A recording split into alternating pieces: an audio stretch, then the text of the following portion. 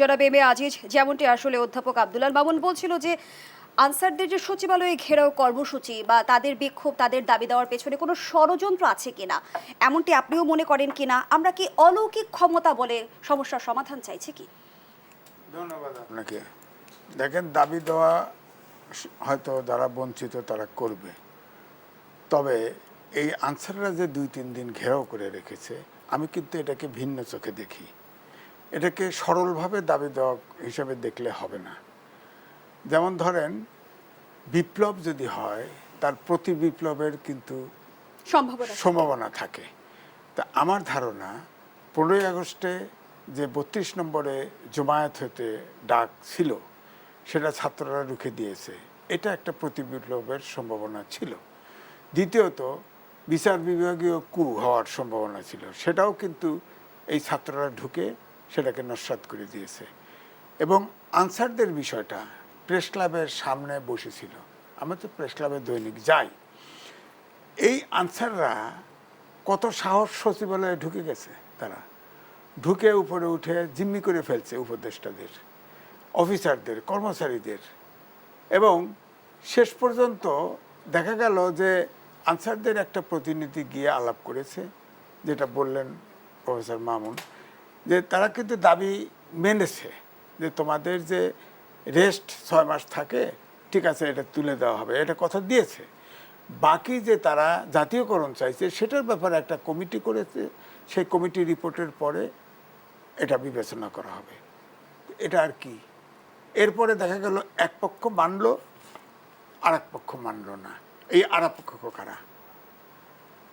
এখানেই আমি বলছি, এখানে কিন্তু প্রতি বিপ্লবের আশঙ্কা আছে, ছিল। এবং আমরা যেমনটি লক্ষ্য করছি যে পোশাকের রঙেও আসলে ভিন্নতা আছে।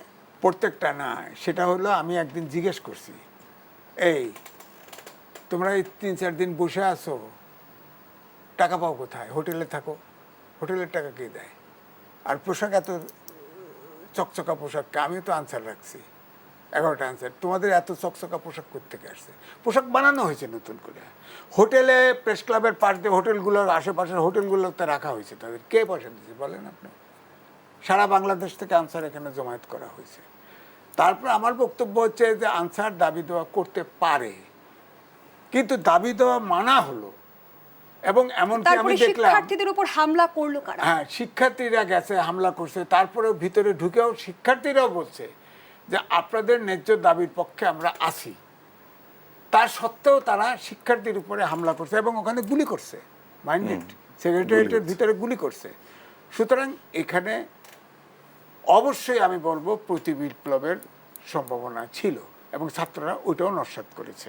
এখন যাদের গ্রেপ্তার করা হয়েছে, গ্রেপ্তার ঠিক না, তাদেরকে সেফ কাস্টোডিতে আর্মি কিন্তু কর্ডন করে রেখেছিল, পরে তাদেরকে চালান দেওয়া হয়েছে। এবং আমি তো মনে করি যাতে আর প্রতি বিপ্লবের সম্ভাবনা না থাকে, এই কারণে এদের উপরে কঠোর ব্যবস্থা নেওয়া উচিত, আইনগত। এদের ছাড় দেওয়া উচিত নয়। ৩-৪ দিন ওখানে কি দুর্বিষহ অবস্থা হ্যাঁ, কি করছে। তো সুতরাং একটা, আমি আগেও বলেছি, এখানেও বলেছি, পৃথিবীতে হিটলার থেকে শুরু করে কোনো স্বৈরাচার এদেশে রিটার্ন আসে নাই।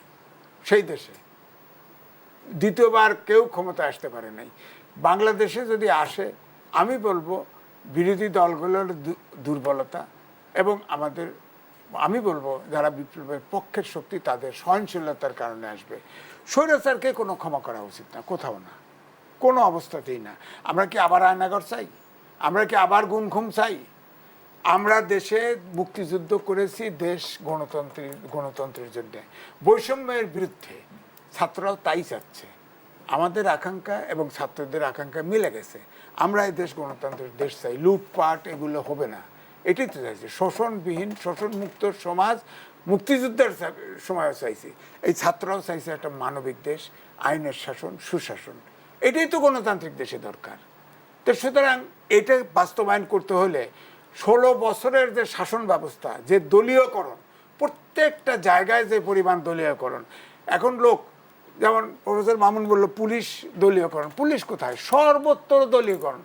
ব্লাড টেস্ট করে একটা লোক কোয়ালিফাই করে গেছে বিসিএসে বা অন্য কোথাও, দেখা গেল যে তার পুলিশ রিপোর্ট আছে, তার চাচা অমুক পার্টি করতো, আওয়ামী লীগ করতো না, বাস আটকা, শেষ। তার ইয়ে নেই।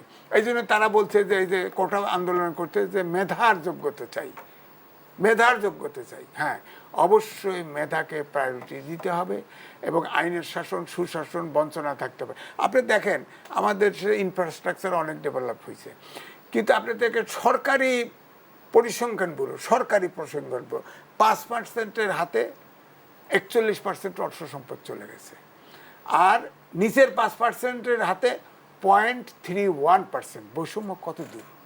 আমার তো মনে হয় পাকিস্তান আমলে হ্যাঁ অনেকের খাবার ছিল না, অনেকে ধনী ছিল না, কিন্তু এতটা বৈষম্য ছিল না, এতটাও ছিল না আইয়ুব খানের মতো শাসক।